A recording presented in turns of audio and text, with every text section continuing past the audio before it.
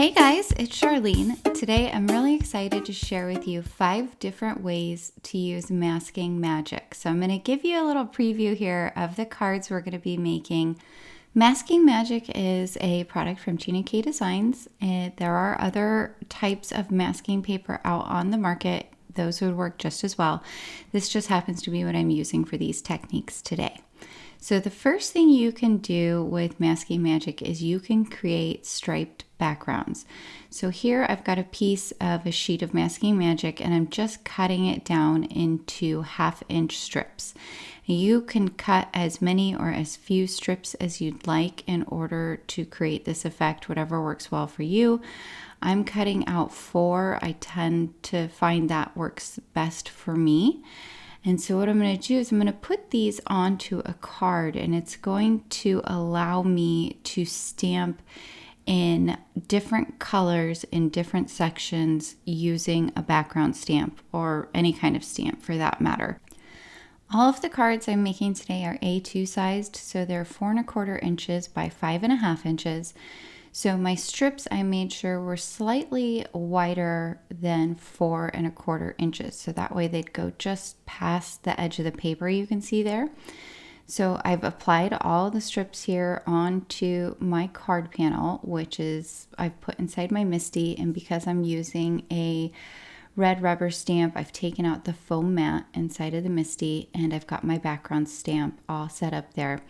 I'm coming in here with my first color, which is Tidepool, and I'm going to stamp along. You'll see I left 1 strip worth of space there at the top open, and you can see the masking magic is picking up the ink everywhere else. So now I can take off that strip there and I can move it down towards the bottom. Really, I'm just keeping these extra strips there for spacing and to make sure I don't over ink on my stamp. If you wanted each of these stripped lines to be very, very crisp, meaning you didn't have any bleed over to the previous strip that you just did, then you would want to make sure and place a strip back over that spot that has been stamped on. Hopefully that makes sense. I was fine with the colors kind of mixing a little bit in between each stamped area because really my goal here was just to get multiple transitions of the color on the background, which I wouldn't be able to do without some type of masking, because I just can't get that thin of a line of ink onto the background stamp and have it look natural or good, I guess. So you can see there I stamped in the next color, which is Surf, and now I'm picking up that next strip and bringing it down and masking again. In between each time I do wipe off my stamp as well. But now I'm coming in with the Tidepool again, and I'm going to stamp again. So you can see now at that right hand side of the card, which is actually going to end up being the top of the card, you can see the colors are transitioning down the card back and forth. So I've got the Tidepool, Surf, Tidepool, and this is going to continue all the way down the card. So here's what it looks like finished. Everything I'm using is from the recent release by Catherine Pooler Designs. I'll link to everything down below in the description, but I love these stamps. I think they're so cute. So I went ahead off camera, colored that cute little image and stamped the sentiment on there. And then I just came in here with a couple of crystals and added those to the back of the card. And really that background stamp just creates all the magic on this card, that transitioning of the color back and forth. And you could also do this, rainbow style. There's so many different options. You could put the strips on the diagonal. You could make them thicker or thinner. You also could put the strips on top of a stencil and move them in the same way on the stencil so that you can get some kind of striped background by using a stencil. It's just a very versatile way to use these masking strips and get a really cool look. All right, the second way that you can use masking magic is to create multicolored letters on a stamped image. So here I have a sentiment from the stamp set, and I'm going to stamp this out here in some black ink, and I'm stamping it onto the masking magic just lightly. You don't need a lot of ink there. I just need to be able to see where to cut. So I'm going to go ahead now and cut out that center part of the sentiment where it says music. So I'm just coming in here with my scissors, being careful not to cut any of the other parts. What I want to do here is I want to be able to stamp the outer parts of this sentiment in black ink, but then have the letters on the inside, the MUSIC, I want that to be in a blended rainbow. Now, if I wanted it to be even more specific, I could cut out each of these tiny letter squares. But I don't want it to be that detailed because that's a tiny little spot and it would be a lot more tricky to do. But keep in mind, you can absolutely take this technique and you can apply it to larger sentiment stamps. Let's say you have, a big sentiment that says thank you or something like that. You could get a piece of masking magic, stamp the sentiment onto it, and then cut out each of the letters. So that way you could go in using this technique and stamp each letter in a different color. It's a really fun way to create a different bold kind of sentiment on your card. So you can see I've got all of the outer part cut out and I've taken off the release paper and I've put it down there onto my piece of cardstock. So now I can come in and color my stamp with pink, yellow, and then blue, and that's going to give me a rainbow of those letters across the center. Nothing else is going to get colored because it's covered up by that masking magic. So you could do this, in any color scheme that you wanted to. I was doing a rainbow color scheme for this card. So the pink, then yellow and blue, as long as I slightly overlap them, that's going to create that rainbow of color because the pink and yellow will combine to create orange. And the yellow and the blue will combine to create green. So then you'll get pink, orange, yellow, green, and blue all the way across those letters there. But you just want to make sure to clean off your stamp in between each time. And if you have a larger area uncovered, like here I have the whole of MUSIC, so I do want to wipe off my stamp if I get ink in areas that I don't want the ink to go. If this was, like I said, a larger sentiment stamp where I had cut out for each of the letters, then I wouldn't have to worry about that, right? Because those other areas would be covered up. So hopefully this makes sense. This is a really cool technique and I don't use it very often. I need to use it more because I love having fun, brightly colored sentiments with different colors for the letters. I think it's just a bright and kind of playful way to put together a large sentiment or to do kind of these cool little parts of your sentiment. Like this lended itself perfectly, I felt like, to this technique because those letters are actually the negative space, right? The MUSIC is white because it's the negative space and we're putting that color around it. So it really makes it pop. So I've got the blue down now, so that's going to do all of the letters. Now I can bring back in the piece I cut out earlier, cover up where it says music, pull off the rest of the mask and stamp it in black so that it's going to stamp in black on the cardstock. So I mentioned before that there are other types of masking paper out there. So this is not the only type of masking paper you could use. You could even use copy paper that you've cut and maybe you put some repositionable spray adhesive on the back of. I personally really like the masking magic for a couple of reasons. One, I have never had it tear my paper, which is awesome. And the other great thing is very thin, so it works better than, let's say, if you were trying to use Post-it tape or if you were going to use some kind of other tape like mint tape or something like that. I do use those for masking as well, but the masking magic is nice and thin, and it is an easier process when I use the masking magic. So now I'm going to go ahead and put together the rest of the card. I'm using the same background, but this time I'm going to be doing some Emboss Resist. So I'm stamping on this with some embossing ink. I put my anti-static powder tool down, stamping the background stamp in the embossing ink, and then I'm going to use clear embossing powder in order to create a barrier. This is how the resist technique works. You're essentially creating a barrier to the ink that you're going to blend over the cardstock. That embossing powder, once it's melted, is kind of it's kind of like a tiny little microplastic pellets, essentially, is what embossing powder is.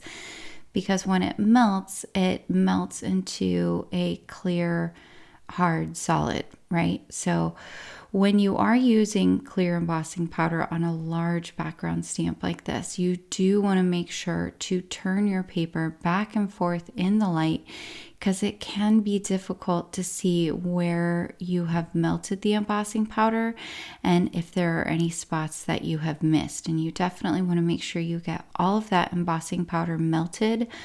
Otherwise, it's going to leave spots in your image where you're going to get color, and you don't want that. The whole goal here is to keep those areas where the embossing powder is and has been stamped and then melted. You want to keep those areas nice and white, and you'll see here as we go on. I'm starting out with some bubblegum, and then I'm going to be working into lemonade and into marine. And those are the three colors that I used as well on the stamp for the sentiment. So this will match, the background will match with that stamp sentiment. So I've got the bubblegum down, and you can see this is just such a fun technique because it's kind of like a magic reveal, I feel like, or something when you're doing it, because you put that ink down and all of a sudden you start seeing the areas come to life where you have that melted embossing powder. So I'm going in real light with my ink at first. My goal is just to get some ink onto the paper before I start laying it on there heavier and before I start doing the blending. So I put the pink down on about a third, I put the yellow down on about a third, and then the blue here about a third. Then I went back, did a second coat of all the colors, and that's when I overlapped them and took them into each other to create the blend that created the two additional colors. So again, we have the pink, orange, yellow, green, and blue. But I don't do my blending over until I've got a full kind of layer of ink on my cardstock. But you can see, so pretty. All I'm coming in here with is a microfiber cloth. I like to wipe everything down so I can get any excess ink that is sitting on top of that melted embossing powder, so I can get that wiped off of there. But isn't that pretty? So now that I have that done, I can go ahead and put together the rest of the card. I've got my card base here, and I did go ahead and stamp out, there's these little music notes in the stamp set, and I stamped and die cut out 6 of them. So there's 3 different ones, and I did 3 in pink, and then I did 3 in blue. I also cut out several extras and glued them behind the music notes, so that way they would pop up a little bit off of the card. But I'm just placing these kind of around so that I have 2 sets of 3 that are placed in a triangle formation. So I'm using these notes in place of using what I would normally do, which is sequins. And then I am actually going to come in, once I get everything down on the card, I am going to come in with some Stickles. And I think it's the unicorn Stickles. They're very sparkly and pretty, but they dry clear. So I'm sort of creating my own embellishments with these little music notes. You also could use like a quickie glue pen and put glitter on here to get the same effect. You just want to make sure you can still see the color afterwards, so you're going to want to use some type of iridescent type glitter if this is the look that you are going for and you don't have any stickles. That's an option for you.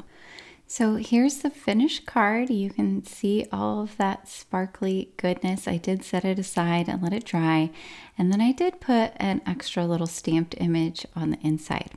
For our third technique with masking magic, I'm going to start out here. I'm stamping out one of the images, and I'm going to show you how you can layer stamps with masking. So again, I stamped out the image in the center of my card panel, and then I took a piece of the masking magic and just stamped with leftover ink that was still on the stamp the same image. And now I've come in and trimmed it out with my scissors. And this works particularly well with images that are easy to cut out, because then you're not having to get all these fine, tiny little curves and things like that. These stamps were really easy to cut out because it's pretty much just straight lines except for where it goes around the little record. So I took off the release paper, applied the masking magic right over the stamp that I already did, and then I placed 2 more stamps, and these are stamps that I want it to look like they are behind the record player.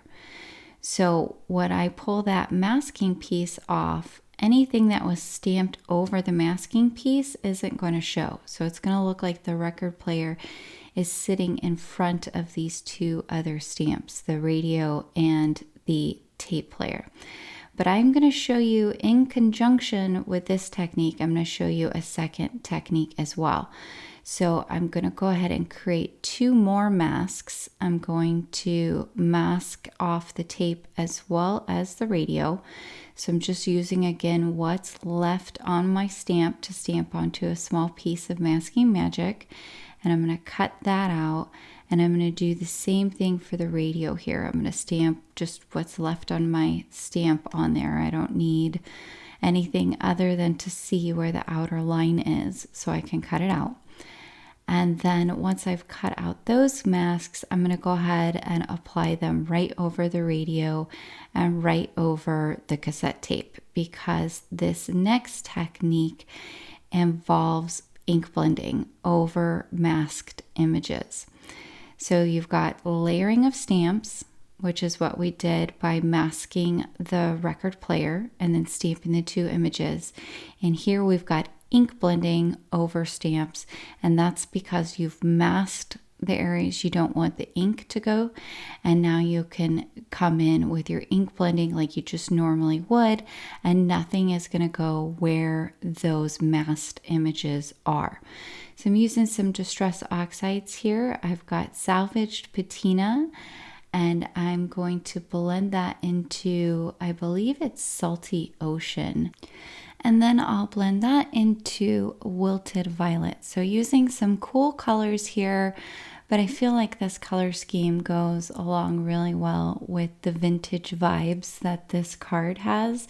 I love this set. It's a great set for pretty much, it's gender neutral, I guess is what I would describe it as, because you could use these stamps and sentiments to create a card, a birthday card to send to a girlfriend, or you could use this for, you know, an anniversary or a birthday card for a husband or a wife. You know, it's just a cool set, and it's very nostalgic feeling, I'll say. I like it a lot.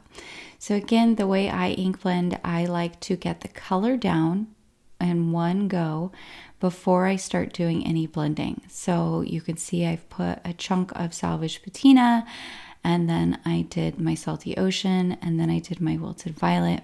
And then I went back in and did a second coat to really make those colors vibrant and to do the overlap where I created the blending of the colors.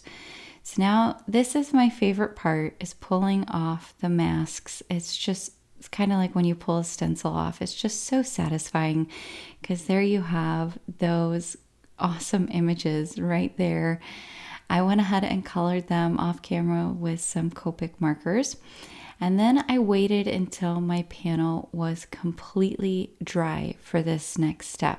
You want to make sure that your ink is totally dry, otherwise you're going to get embossing powder stuck everywhere. So I actually left mine overnight, but it probably doesn't need that long.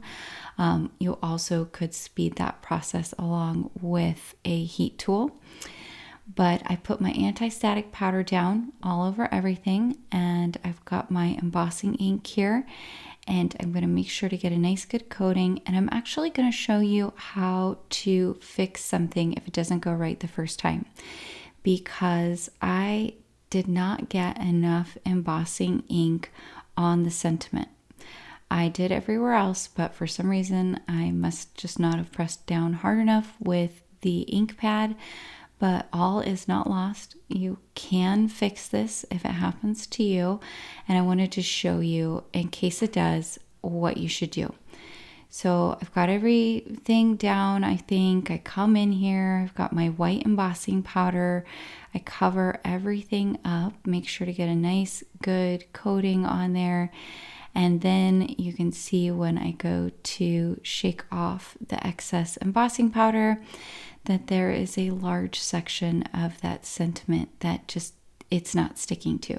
And here I try again. I'm like, oh, well, maybe it just didn't get on there right. I'm going to keep trying to add it. But it doesn't work because there just isn't enough ink there. So if you run into that, all you need to do is actually just brush off and start over. Because that embossing ink that's on there, it will dry. It's going to dry, and then you can restamp. And as long as you're still stamping in that same spot, no one's ever going to know. So you see I just took a paintbrush here, came in, made sure I got all of that area free of embossing powder. And then I melted the spots where it did go on just fine here, these cute little accent stamps, very vintage looking. And so now I'm going to go back in. I put down anti-static powder tool and I re-stamped the sentiment here in the exact same spot with my embossing ink. I just took off those other stamps that were on my Misty and just left the sentiment on there. And you can see this time I got a nice solid coating of embossing ink on there, and it's gonna go on there just fine. So problem solved, and nobody is the wiser. Gonna go ahead and heat that as well with my heat gun and get it all nice and melted. This is a fun sentiment. It says you just get cooler with age, which is fun when you have these cool vintage images, right? To finish this card off, I did a black matting layer, and then I just added some Wink of Stella on those colored images to give them a little bit of shimmer. All right, the fifth way you can use masking magic is to create shaped backgrounds.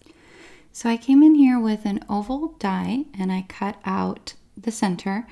And now you can see I didn't take the masking release tape off of the back of the oval. I just placed that so I could see where I want to put the outer piece of the masking magic. This will just make it easier for putting onto the card front straight and getting it exactly where you want it. I took the release tape off of half of it, placed that half down, and then I can remove the release tape off of the second half and make sure I get this down nice and straight onto my card panel. So what we're doing is we're masking off everything outside of that oval. So when we come in and ink blend, the ink blending is only going to go where the oval is. It's going to create a really beautiful shape, ink blended shape on the front of our card. And you can do this with any die. You could do it with a heart-shaped die, rectangle, square, oval, whatever works for you. This would be cool if you had like a pond kind of shaped die. You could do it this way as well. Very fun. So I'm coming in with some bubblegum. I'm going to do some pinks and peaches here. I'm going bubblegum into melon into grapefruit. So it's going to go from pink to kind of peach to a little more orangey colored. You also could use this technique if you wanted to just stamp some images. So you could stamp some florals or something like that, and they will be stamped in this shape because they'll be masked off. You also could create a mask like this and put it over a stencil. So that way you would only have the center part of that stencil going through. Lots of different ways to do this. It's just a quick and easy way to create a beautiful focal point on your card. And for this ink blending, guys, I'm just coming in with a really light hand. You can see I'm barely putting any ink onto my blending brushes because I want this to be very soft and kind of ethereal looking, I guess, is what I was going for.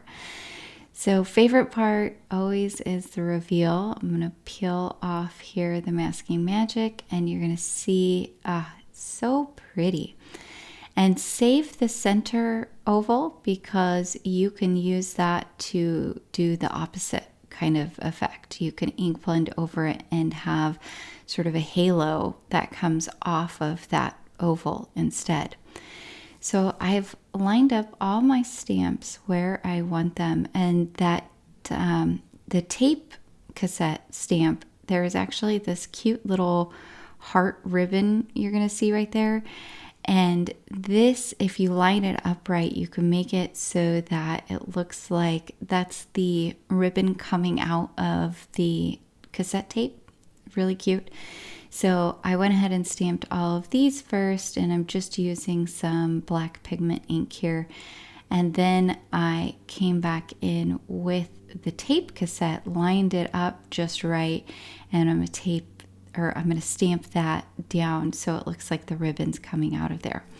But this is just a really quick and easy card, actually, because all you're doing is ink blending that shaped image, and then you can come in with some stamps over the top and a sentiment, and that's pretty much all you have to do to have a finished card.